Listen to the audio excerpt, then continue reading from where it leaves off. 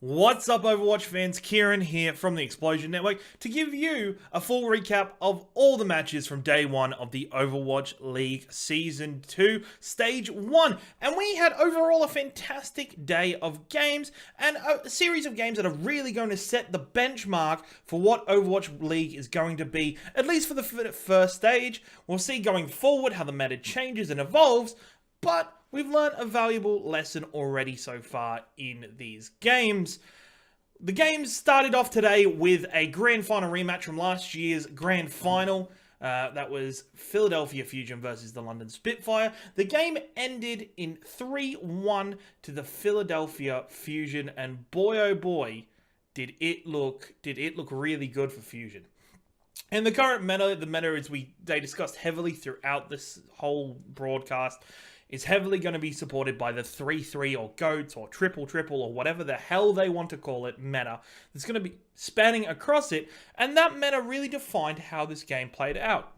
The meta really was able to establish exactly what Fusions wanted to do through team play and really good work throughout it, with vast majority of the time playing that 3-3 comp, which they are incredibly strong at. And the strength of the 3-3 was shown to be either misleading when we look at the Spitfire.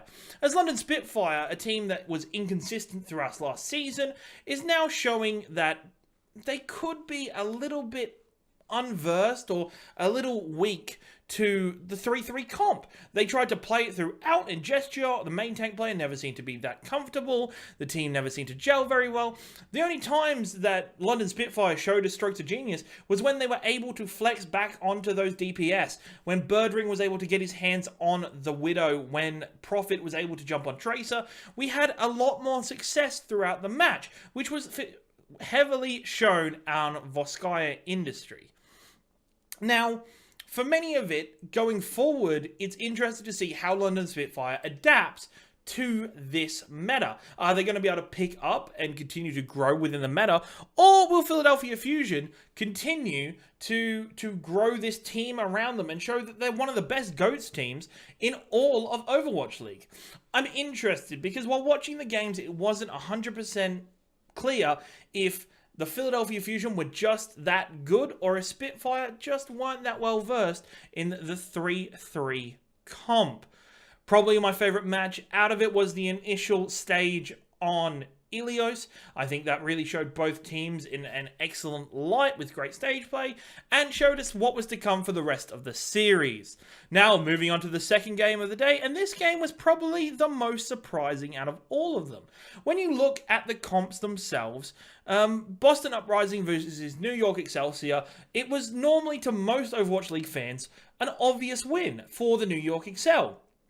Boston Uprising have gone through a tremendously bad preseason with their whole roster shifts.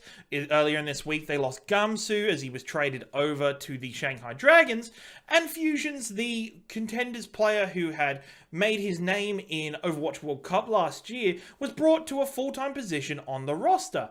Now, can Fusion step up to the plate? That answer was very loudly yes.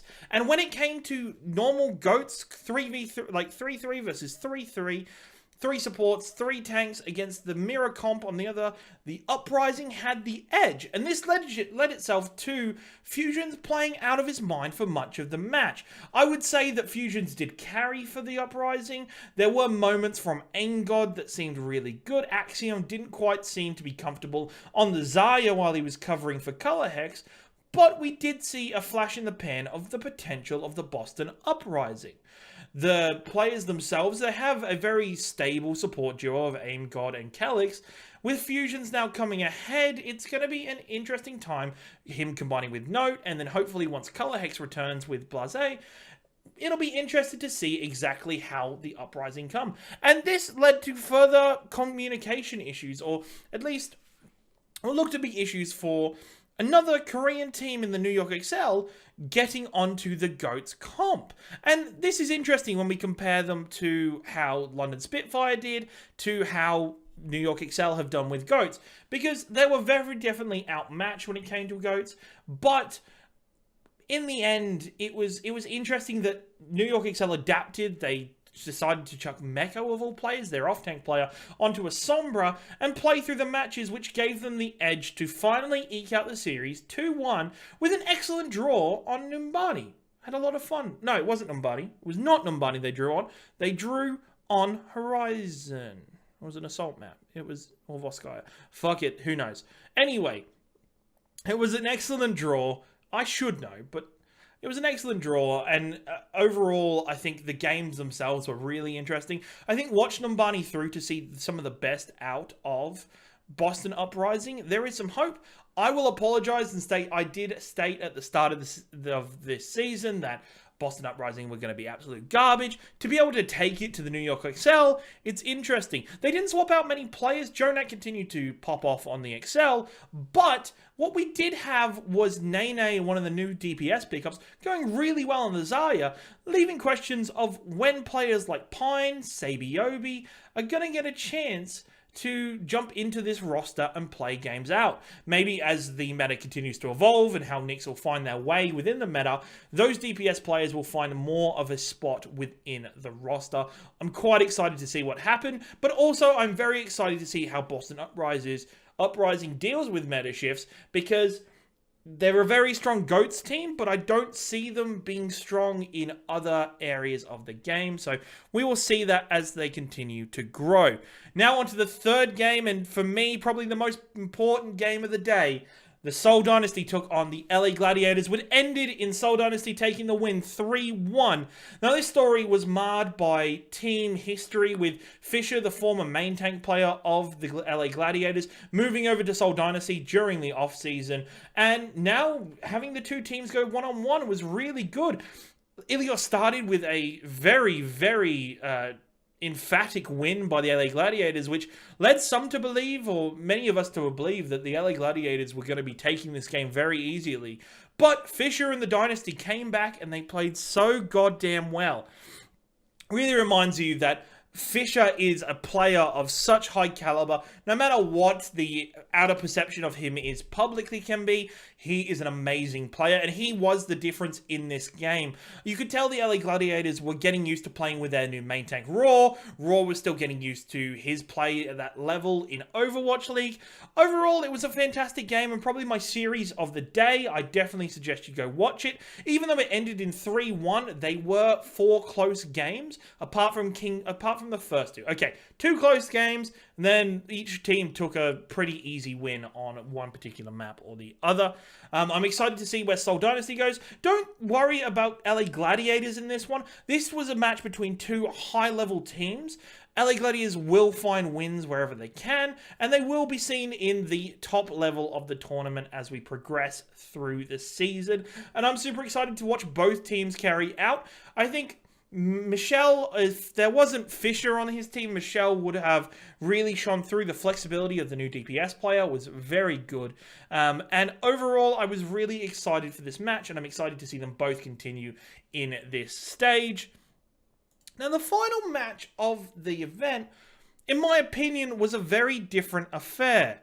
Now, the Hangzhou Spark, the first expansion team to take the stage, went up against last season's 0-40 team, the Shanghai Dragons. Now, the Shanghai Dragons had gone through a very vast change of roster, only keeping members like Dia and Guguri on the current roster, and then bringing in a whole set of new stars. But this was marred by the missing member Fearless, as he had to return to China for some health issues, and the acquiring Gamsu. Now, with Gamsu in the team, it's going to be interesting to see how it rolls, but for this match, they didn't run with Gamsu. They just kept their team as they were up until this point, with a DPS player filling in as the 6th member in main tank. Now, this was heavily seen in the game, in a meta and a time that is so heavily controlled by the 3-3 comps. It was so heavily, you could see that this team just wasn't there with a main tank. There were flashes of excellence. There was hope. DM did an excellent job on the Shanghai Dragons, but it couldn't stop the Hangzhou Spark taking the games out 3-1 in the end. It was nice to see there was no stomps today. There was no complete shutouts. Teams were competitive throughout, but the Hangzhou Spark and the Dragons, for me, did not feel like they were on the Overwatch League level of gameplay, and that I've come to expect, and that we'd already seen in the first 3 matches of the day. Now, you could say these are newer teams or expansion teams, but Boston Uprising is a heavily new team, yet they have still managed to take it to NYXL. I was pretty disappointed in this, and also disappointed in the overall casting. Monty and Doa, in many points throughout the match, seemed to make it more of a joke, or were not really too concerned with what was going on with the match, other than talking about other things. This made the game seem like unimportant. It didn't feel competitive to me. Both teams made mistakes, and both teams didn't play to a level I've come to expect, which makes me ask questions.